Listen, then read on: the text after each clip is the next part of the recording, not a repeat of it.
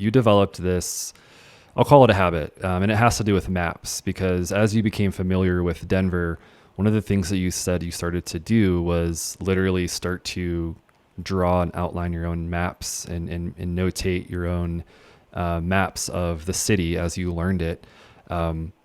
What did that, where did that come from, and what did that like physically actually look like? Was it like something that you wrote down? Was it digitally? How did these maps come about? Yeah, it wasn't very, structured or thoughtful. It was kind of back in 2015, 2016, I was exposed to all kinds of different deals. I was working on anything from, a suburban a gas station deal out in Arvada to, a coffee shop downtown somewhere. And one of the neighborhoods that I just kept coming back to was Rhino, the River North Arts District, kind of northeast of town. And, it was just really starting to take shape, I think, back then in 2015. And if you just drove around it, it was not much to look at. It's very, Mm-hmm.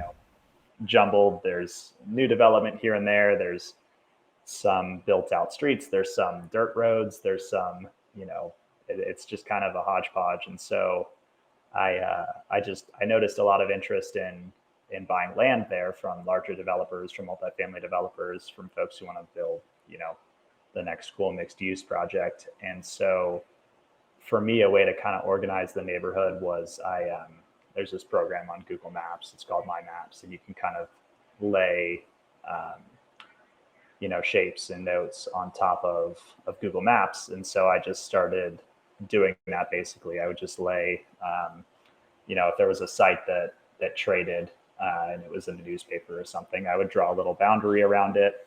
I would write in the notes who bought it, what they paid for it, what they were going to build here, how big the site was, any kind of important information around the sale.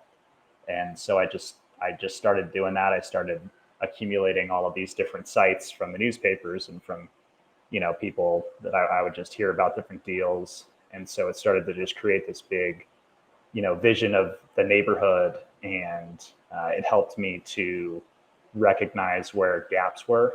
And then I would go and approach those landowners, and that would kind of lead to trying to find off market deals for some of these developers that wanted to buy these sites.